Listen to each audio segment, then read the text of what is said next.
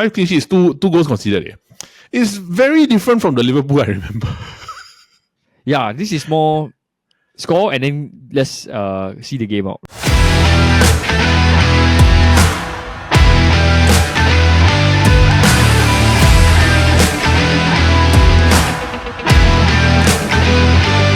Hello everybody and welcome to another episode of the Futbol Kaki. I'm your host Eldad in my Juventus third kit, and I am joined by the long lost Kaki bro who has disappeared for a while, but he is officially returned back. I am back together with Paul today on this week's episode of the Futbol Kaki. Bro, how are you doing? I'm doing well, brother. It's good. How's everything been? I'm sorry I'm absent for so long. Don't worry, bro. You have not missed much, right? I think, right, honestly, it is good that you haven't been on the show, right? Because if not, probably like we skewed to Man United a little bit, right? But you've probably been a lot more on fire if let's say you were around. Sorry, maybe things happen for a reason. Yeah, dude. I don't want to go in too much into that because we still also have to discuss the Aston Villa versus Man United game. But speaking of which, right, like news came out, I think, I can't remember whether it was last week or this week, right? And I think, bro, this one involves you a bit, right? Because HBO, which both of us are fans of because they've done Game of Thrones and a few other TV series, right? Sopranos and such, have announced that they'll be doing a Harry Potter series from 2026.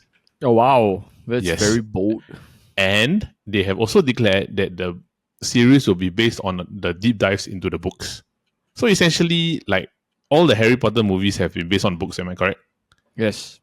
So if they're doing a deep dive and they're projecting for the series to be a very long period of time, right? Because there's a lot of lore to get into, right? And it's probably going to be a deep dive into heavier stuff rather than what a seasonal series can do over a movie, right? How do you feel, honestly? Okay, considering that the last Harry Potter movie came out in 2012. Yeah, that's the Deathly Hallows Part 2. Yep. Okay, other than that, it has been the Fantastic Beasts. Yep. First one, second one, and third one, right?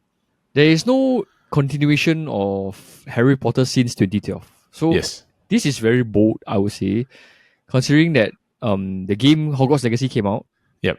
Right? So it sort of like refreshed the Potterheads so they can deep dive into the world of the Wizarding world. I would say it's a gamble, but if it pulls off well, I think it can click with this generations of like people new generation of Potterheads, you know. Because the remaining Potterheads are already like what 30, 40 years already. Like us lah. Like in our almost reaching mid-30s already. Yeah. With Harry Potter, right, the things that I have a bit of doubts about, right, or I have questions about, because okay, you know me, I'm not a very big Harry Potter guy. I'm not. Yep. The only thing I have, right, is because HBO has always had this tendency to do more adult-based oriented type of stuff. In comparison to, let's say, for example, if this were to be done on, let's say, CW, or like something where they will have a bit more like supernatural stuff like Vampire Diaries, those type of channels, right? You think it may, even though it's trying to get the new Potterheads, right, you think because of HBO's history of doing more adult themed type of stuff, right, will it be a bit too heavy? Unless this Harry Potter, they are talking about events after Voldemort died. So it's by the period where Harry and Hermione and Ron, right, after they finish Hogwarts, then they until the 17 years later where they become parents lah. So maybe it could be the storyline be based on this. I'm not very sure. I didn't really read up on what the plot is. I think from what I know is that they're doing based on books. So they might do a restart. Oh, then no way, man. I think as much as like you want to compare to the movies, right? You're not gonna replace Daniel Radcliffe, Emma Watson, and what's his name? The last guy? Rupert Green, right? Yes. You're not gonna replace them, bro. Yeah, it's hard, dude. Like there's no way. Yeah. I don't know, but they're still doing up their transition of who's going to be the showrunner, who will be the directors, who's going to do the producing and everything, right? But there's been one rumor, right, that I think I probably just give a shout out to before we move on to the main part of the episode, is that there has been rumors about one particular actor playing Voldemort, and I think you know him very well, Scarecrow. Oh, Cillian Murphy. Yeah. Hey, that's quite sick. You won't mind, right? I wouldn't mind, but okay, honestly, right, recently the Professor McGonagall, the Maggie Grace, right, she just passed away. Yeah. So like more than half the, like, I'll not say half, but a very significant amount of Harry Potter cast has already left, you know. Yep. Like Hagrid, Dumbledore, now Professor McGonagall. Yeah. Correct. Snape, I also got all passed away already. Okay lah, Cillian Murphy. Let's see how it goes lah. No, but I don't know. They might do a restart, but I don't know whether some of the old cast members might actually come back to play different roles or something else. I don't think so.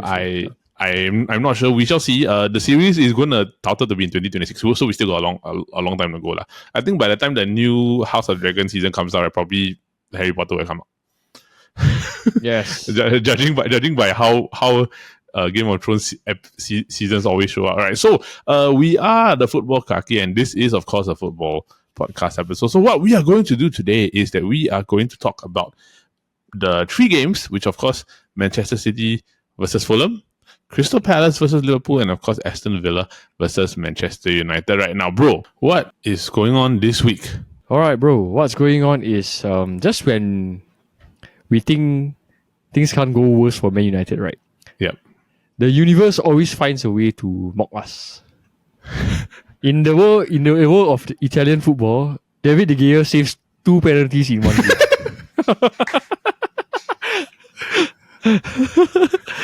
Am I wrong? You gotta admit, right? Like just when you think it cannot get any worse, right? No. I remember like the comments that said that De Gea saved 2 penalties, right? Then the comment was like, he saves 2 in Italy, right? All he had to do was save 1 against Villarreal, and he couldn't do it. Yeah, or even score 1. Yeah, dude. Okay, to be fair to him, right? In that game there were 3 penalties and all were saved. So Mike Nunn saved 1, then De Gea saved 2, and then Fiorentina beat Milan 2-1. What's going on in the world of football? Honestly, right? Like I'm speechless here. I got nothing to say. And considering the fact that like Scott McTominay is doing well at Napoli, so 2 ex-Man United players are shining in Italian football now. Yeah. So, I think I would say I would say that this is a very short what's going on because I really have no idea what. Short but shocking. Right? Yes, I got no speech, bro. Let's just put it this way, okay? The sooner you leave United, the better your career it is for your career. Yeah. All right, so that is it for what's going on. Now, moving on into the main part of the episode, where we are going to talk about 2 games, well, 3, which are, of course, Manchester City versus Fulham, and, of course, Crystal Palace versus Liverpool. Both important wins for both clubs. Liverpool, of course, now at the top of the table with City just a point behind. Now, Liverpool beat Palace 1-0 and retained their position at top spot in the table. They have only conceded 2 goals in the entire season. This is mad. This is mad.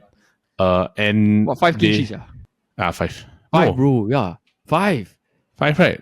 They lost. They conceded against Wolves. Then they lost to Nottingham. Yeah, then they lost to Nottingham, right? But then other than that, everything has 4, 5. Hold on, 1, 2, 5. 3, 4, 5. Sorry, make that 6 clean sheets, bro. No lah, they didn't, bro. 2, 3, 4, 5. Wolves, 5. Sorry, 5. Yeah. 5. They conceded against Wolves, even though they beat Wolves, Bro, 5 clean sheets in 7 games. Yeah, if you include the Champions League, right, they also got a clean sheet against Bologna. Yeah. But if we're talking about just purely EPL, it's 5 clean sheets. 5 clean sheets, 2 goals conceded. It's very different from the Liverpool I remember. Yeah, this is more score and then let's see the game out, right? Is it safe to say it's a very Dutch style of football? No. It's not, right? It's a very controlled style of football, right? It's a very low risk. I would say low risk. I want to be in control kind of style. So it's like patient football. Patient. And the only difference is Liverpool all this while can score goals. Yes. So under Klopp they were very like, let's go all out, right? Yep. That kind of setup. So the chance of conceding goals is higher lah. Yep. But here is we can tell from the past 5 games, right? It's like they are all okay. That's everything low risk. That's low risk and conservative, very style of play. Yeah, they only scored more than 3 goals. I think, if I'm not mistaken, once, which was against West Ham in the EFL Cup. Carabao. No, they scored 3 against Man U, 3 against Bournemouth. No, more than 3. Oh, more than 3. Yeah. More than 3. But all this one has been like 2-0, 2-0, 3-0, 3-0. 3-1, those type of stuff lah. It's generally been kind of like that for Liverpool, right? Which is why their total goal score, I think, is not very high. I think about 13. 13 goal scored. Bro, but at the end of the day, you're looking at the points. Yeah, correct. And you're looking at the points and you look at the goal difference also. Yeah, and the clean sheets. Correct. So they have a plus 11 goal difference compared to City and Arsenal's 9. But I would say that in this game, right, like Palace could also have scored. Yeah, they what's his name? Eze, right? Or was it Olise? Eze. Eze. Olise and Bayern already, bro. Yeah. Sorry, Eze. I get mixed up. Yeah, they had a few chances to score, but ultimately because Alisson went injured also, so they had a chance to score against that Jensen, right? Is it? Yes. No, not Jensen. Yasin, is it? No, it was the keeper called Yasin. Yeah, so ultimately game management for Liverpool, easy win and then 4 points clear of the table. Is it Yaros?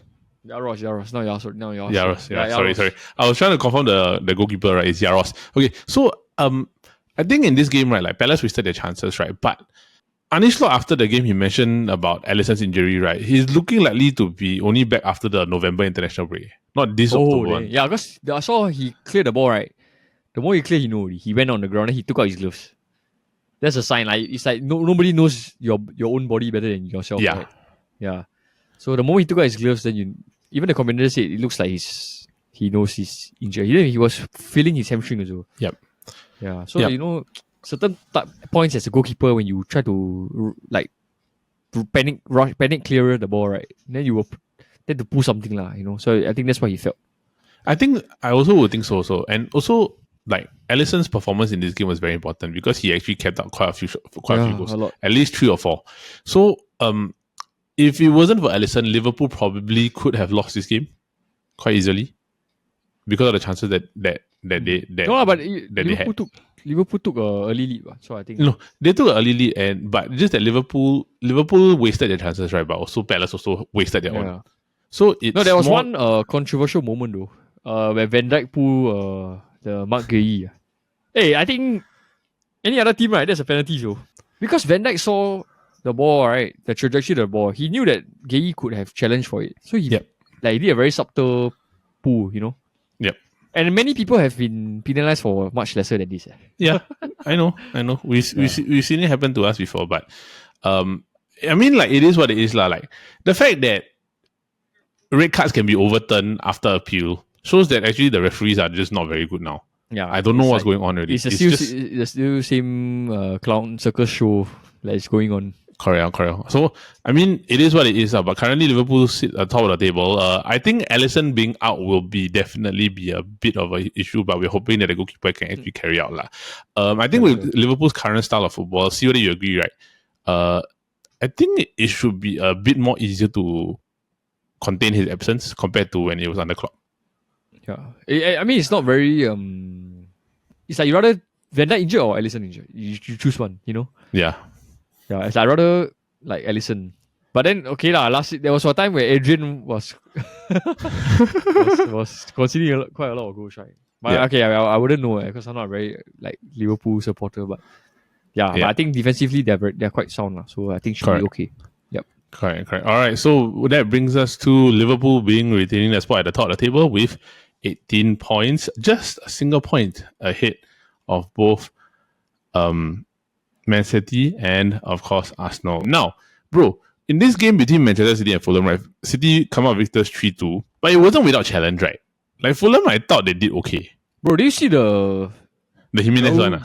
The Jimenez assist, bro. I think that's assist of the season. You saw, right? I saw. Bro, that's like I think Berbatov kind of like nonsense. Bro, that's not even Berbatov level. You think about it, right, guys? He flicked the ball back heel upwards. It's a half volley back heel. Yeah, it's upwards and precisely it dropped right in front of Ederson, right in front of Pereira. Yeah, in the most dangerous area. Can only see but cannot come out and get it, right? Yeah, correct. It's like the perfect spot for Pereira to get to it. Ederson can't do anything also. Of all people, ex-Manchester United players score. Yes, correct. The one that, by the way, both of us hated a lot last time. Me and Paul hated Pereira. This is where his level is at, like Fulham level. Correct. Like you can still perform well at this kind of level.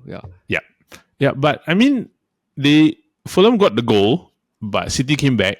They had a bit of luck with the equalizer from Kovacic. It was a heavy deflection, right? But when you got to the second half, bro, like the Kovacic goal and the Doku goal were nice. You see the Doku goal, bro. Doku goal is like the Salah against Chelsea goal. Yeah, blast into the top corner, right? Then the It's keeper like- dive the wrong way. No, keeper that the wrong. Keeper got no chance. Yeah, no chance. Yeah. Absolutely no chance. Yeah, like Then You they mean- scored one, but they put one back, right? Fulham put one back, but then the thing is that I feel like we talked about this before. Is the competition between the top few and the middle tier a bit too big already to a point where The like gap is even too though far.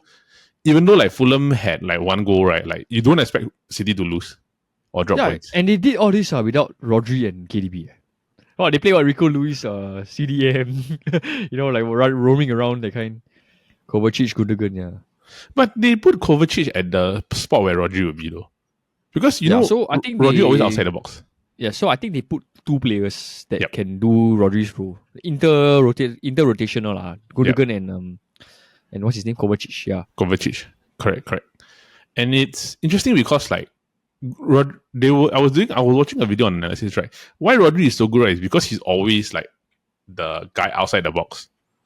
Which is how like the best conclusion or the best example of that was like, the Champions League final, the one where they won against Inter, right? He did that outside. He did what he always did, was that he stood outside the box and he waited for the opportunity to shoot. Fulham lose, even though we were hard fight, right? City win 3-2, right? So now currently, which stands they are actually with 17 points, 1 point behind Liverpool, which brings us to Man United and Aston Villa at Villa Park. Draw 0-0. Erik Ten Hag technically didn't do himself any favors, even though it was a draw, right? But bro, initial thoughts, please, because I've said quite a lot for the Initial past thoughts few on weeks. the game or on the situation? You can give initial thoughts on the game and then give initial thoughts because I do have some things to say about Aston Villa, but I've already said a lot of things I wanted to say about Man United in the past few weeks. Okay, so I think my I leave it to initial you. thoughts on the game, right, was that we saw a different team that beat Bayern the previous like 2-3 days. A completely different team. Yep. And it's like, I don't know if it was intentional or not, but it just seemed like Aston Villa just forgot how to play football that day. Yes, I agree. I mean, we had this. You must understand, right? Like they had the same amount of shots as us. Villa only got one shot on target, and this is a very far cry from the team that beat Bayern Munich 2-0. I don't know whether like the fatigue of playing a Champions League game caught up with them, right? But wow, like I think like They were Villa's saying- performance can be summed up in like just one player, like Rodgers. Oh, bro, he was horrible yesterday. It Yeah, was horrible, bro. He was like the Andreas Pereira wannabe, that kind, right? That kind of level. I won't even say that. I will say like it's like Anthony level performance. Yeah, it's horrible, eh. He tried to be like what Kaka, like what Midet said, he tried to be Kaka or some Frank Lampard. I don't know, dude. Like, Yeah, it's like he misplaced pass, misplaced cross, shoot Yeah. also like shoot wide, yeah. right? Get dispossessed so many times. Then there was one he tried to cross the ball on the left side, right? Then he shot his own foot. Yeah, and then ball went out. I'm like, bro, you had to get to the box. There were two players inside. Yeah, but I do agree lah. Like a lot of people were saying that it's the post Champions League hangover. I'm not sure about Villa's depth, so maybe they did feel like maybe 60 or 70% of the same team. Yeah. Yeah, I say we could see like the first 10 minutes Konsa went down and then he got injured. Yeah, so I think definitely fatigue is one of them. But either way, you still don't play like that in the Premier League lah. Yeah. We were talking about this. In all expectation currently, right, with the way that Villa are playing, right, Villa should beat Man United easily. Yeah, they should have just walk over us. They should have walked over us, right? But like Leon Bailey didn't play well yesterday at all. Yeah. Ollie Didn't play Watkins was not great. Like his shots were off, right? Digne had that free kick that went over, right? But I think there was that one chance whereby who was it? The one that, The right winger with the left foot, yeah, right? correct. Yeah, so I can't remember his name, but all he had to do was to shoot the far post. Finesse cross goal, right? It's a goal already. It's a goal. Even if he shot it light on the ground, right, it's a goal. Yeah. Yeah, it's just that he decided to shoot it and then lucky deflection of Dalot lah. Yeah, dude. Like, I mean, Man United's performance was Man United. I have got nothing to say, right? The only thing I have a gripe about, and I think you also have the same gripe about, right, is that he set up the team not to win. He set up the team to survive. Bro, he parked the bus for his life. Yes. That's the thing I can say. He parked the bus for his life. Like as a Man U fan, right, it goes against every single fiber of your being, right, to go and park the bus against Aston Villa. Bro, even Mourinho wasn't like that. Yeah. Bro, Mourinho at Ole least wasn't he like parked that. the bus. He parked at 1-0, right? No, bro, even if Mourinho parked the bus, right? Mourinho parked the bus against the better teams. Like he parked the bus against City, against Chelsea. Like when Liverpool, Chelsea was good at the time. You don't park the bus against Aston Villa, eh? Like I mean, as good as they are now, right? You don't park the bus against Aston Villa. Like you make defensive substitutions, eh? Yeah, and he changed the entire back line. Except Yeah. Dalot. So he changed Mazraoui, he changed Maguire, he changed Evans, right? Evans. No. Yeah. Later. Yeah, Evans later played. Evans played. I think almost the whole later, game. but he I think most of the game. But I don't understand lah. Like as a Man United like fan, right? Is always advocate win win above everything else. Like you play to win. You don't play to draw or do anything like that one. I hate the backwards mentality lah. Yeah, so ultimately, if I were to comment about the situation, right, this draw effectively like bought him time.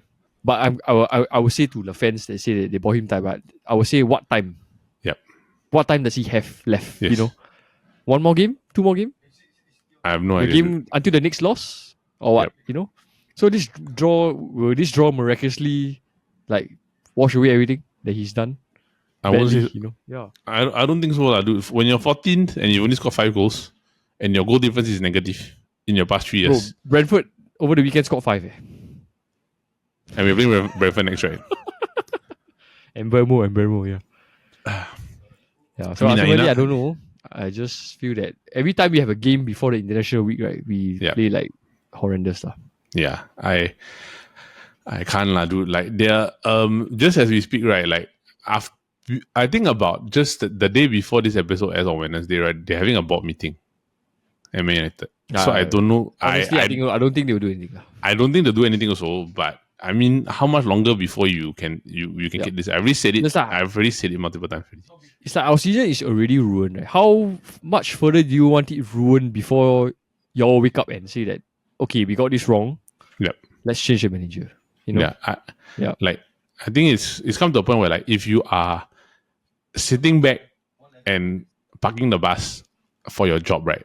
You shouldn't be a Man United manager already. You're going against every single philosophy of Man United. It was what he said after the game that indicates to me that this guy is a clown. Eh. What did he say? He said the guy asked him why are you not scoring goals. Then he was saying like, oh, this is our 4th clean sheet this season. Huh? 3 in the EPL, 1 against Barnsley lah. So he wants to count it like that. It's like saying you failed the maths exam, right? But I got the 1+1 correct. Yeah.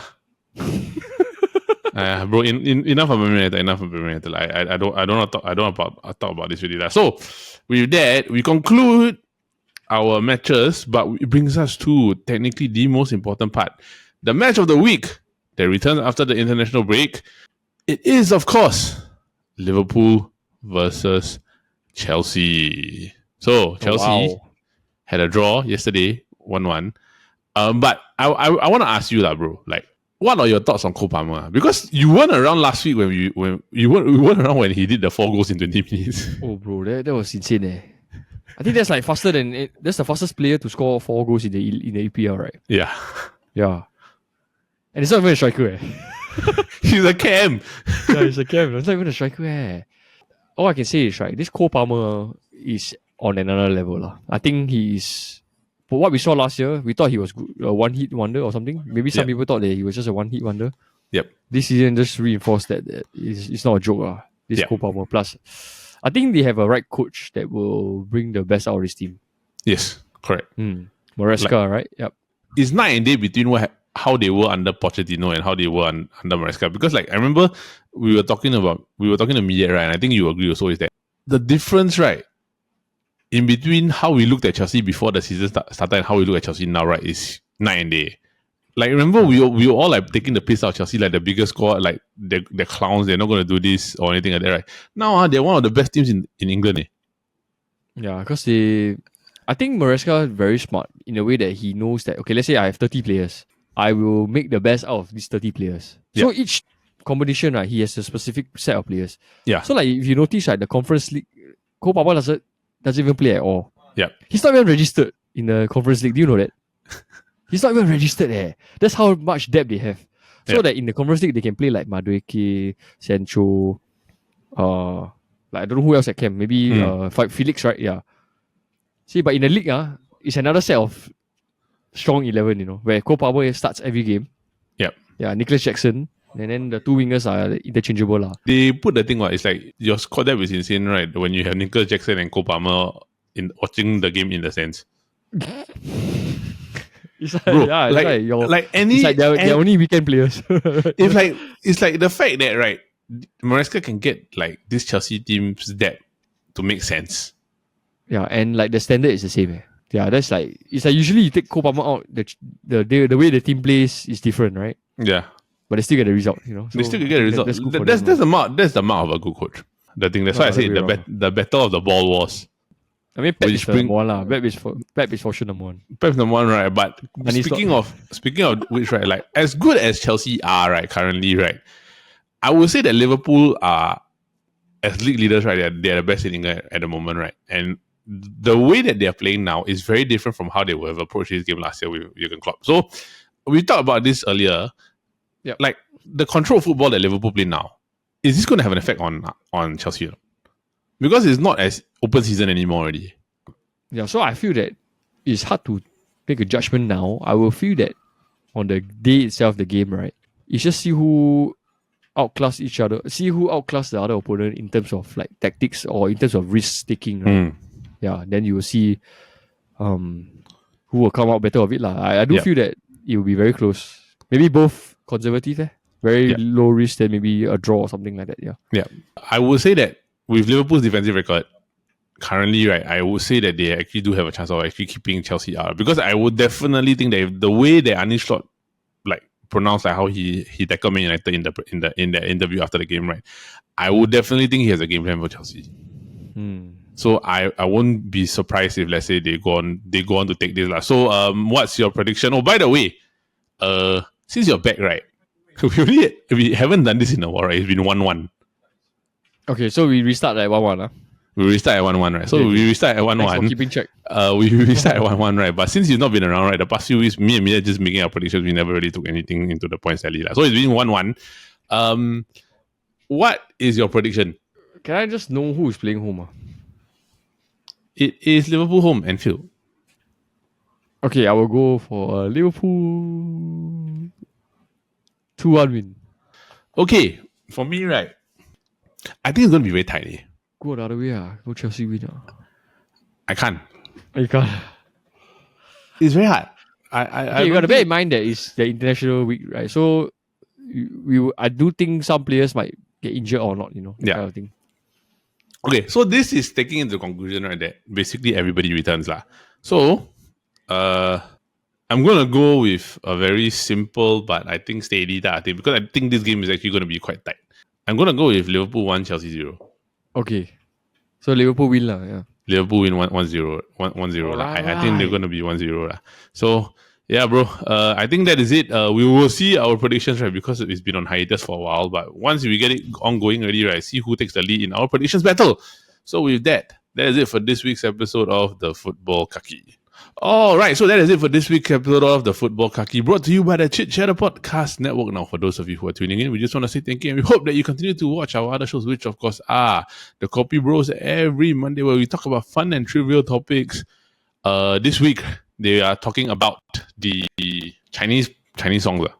Chinese Mendo Pop or something like that. Yes, Chinese Mendo Pop songs, right? As you can see, me and Paul are not very versed in Chinese songs because we are from ACS. We are from ACS. So the Anglo-Chinese, right? The Chinese actually is redundant one. Our Mandarin is horrible. So it's an Anglo school. It's just predominantly, that's why our English is better than our Chinese. But moving on from that, and then of course, if you like game shows, we do have the SG Draft podcast every Friday, where you can come and vote for your favorite teams, where we draft about different topics. And of course, last week was of course the Heartland Mall.